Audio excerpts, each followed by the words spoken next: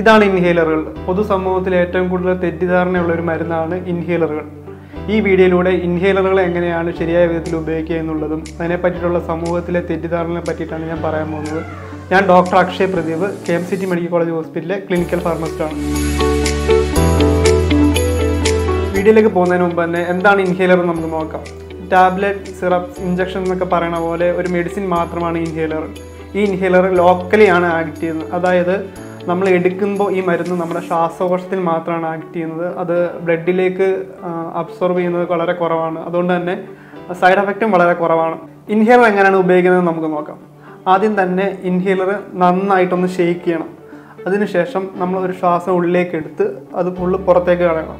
അതിനുശേഷം ഈ ഇൻഹേലറിലെ ഈ ഭാഗത്തിന് പറയുന്ന പേരാണ് മൗത്ത് പീസ്.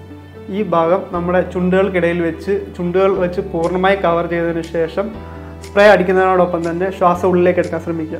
അതിനുശേഷം ഒരു 5 മുതൽ 10 സെക്കൻഡ് വരെ ഈ ശ്വാസം നമ്മൾ ഹോൾഡ് ചെയ്തിട്ട് അതിനുശേഷം പുറത്തേക്ക് വിടുകയാണ് ചെയ്യേണ്ടത്. ഇത് സ്പ്രേ അടിച്ചതിന് ശേഷം നന്നായിട്ട് കഴുകാൻ ശ്രമിക്കണം. എങ്ങനെയാണ് ഉപയോഗിക്കേണ്ടത് ഞാൻ കാണിച്ചു തരാം. അത് നന്നായിട്ടൊരു ശ്വാസം എടുത്ത് പുറത്തേക്ക് വിടുക.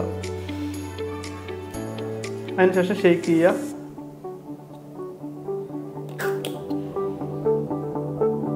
ഈ ഇൻഹേലറുകളെ പറ്റിയിട്ട് നമ്മുടെ പൊതുസമൂഹത്തിൽ വളരെയധികം തെറ്റിദ്ധാരണകളുണ്ട്. അതിൽ പ്രധാനപ്പെട്ടത് ഇത് എടുത്തു തുടങ്ങിക്കഴിഞ്ഞാൽ ലൈഫ് ലോങ് ഉപയോഗിക്കേണ്ടി വരും എന്നുള്ളതാണ്. അത് വളരെ തെറ്റായ ഒരു ധാരണയാണ്. പ്രത്യേകിച്ച് ആസ്മ പേഷ്യൻസിൽ അവർക്ക് ശ്വാസമുട്ട് വരുമ്പോൾ ഈ ഇൻഹേലർ ഒരു പ്രത്യേക ഡോസിൽ പ്രത്യേക ഇടവേളയിലാണ് എടുക്കുന്നത്. ഇത് പേഷ്യൻറ്റിൻ്റെ സിംറ്റംസ് ഇമ്പ്രൂവ് ആയി കഴിയുമ്പോൾ നമുക്ക് ചെറിയ രീതിയിൽ ഡോസ് കുറച്ച് അല്ലെങ്കിൽ ഫ്രീക്വൻസി കുറച്ച് പെതിയെ ടാപ്പർ ചെയ്ത് കൊണ്ടുവന്ന് നിർത്താൻ തന്നെ കഴിയുന്ന ഒരു മെഡിസിനാണ് ഇൻഹേലറുകൾ. പിന്നെ അടുത്തുള്ള പൊതുവേ ഉള്ളൊരു ഡൗട്ട് എന്ന് പറയുന്നത് ഇൻഹേലറിന് അതിൽ സ്റ്റിറോയിഡ് ഇല്ലേ, അത് സൈഡ് എഫക്റ്റ് ഉണ്ടാക്കില്ലേ എന്നൊക്കെയാണ്.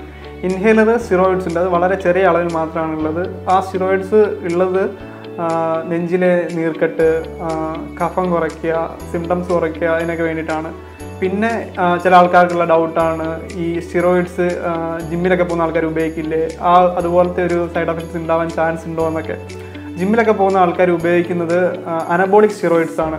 ഈ ഇൻഹേലിലുള്ള സ്റ്റിറോയിഡ്സ് നമ്മുടെ ശരീരത്തിൽ ഉണ്ടാക്കുന്ന സ്റ്റിറോയിഡ്സിനോട് തന്നെ തുല്യമായിട്ടുള്ളൊരു സ്റ്റിറോയിഡ്സ് ആണ്. അതുകൊണ്ട് വലുതായിട്ടുള്ള സൈഡ് എഫക്റ്റ് മറ്റൊന്നും ഉണ്ടാവാൻ ചാൻസ് ഇല്ല. പിന്നെ അടുത്തൊരു മിസ്കൺസെപ്ഷൻ എന്ന് പറയുന്നത് ഇൻഹേലർ ഉപയോഗം അഡിക്ഷൻ ഉണ്ടാക്കുക എന്നുള്ളതാണ്. അതും വളരെ തെറ്റായ ഒരു ധാരണയാണ്. ഇൻഹേലറിൻ്റെ ഉപയോഗം ഒരിക്കലും യാതൊരു വിധമായ അഡിക്ഷനും ഉണ്ടാക്കില്ല. ഇൻഹേലറുകളെ പറ്റിയിട്ടോ മറ്റ് മരുന്നുകളെ പറ്റിയുള്ള എന്ത് ഡൗട്ടും നിങ്ങൾക്ക് താഴെ കമൻറ്റ് ബോക്സിൽ ചോദിക്കാവുന്നതാണ്. അതിനുള്ള മറുപടി അവിടെ ലഭിക്കുന്നതായിരിക്കും. നന്ദി.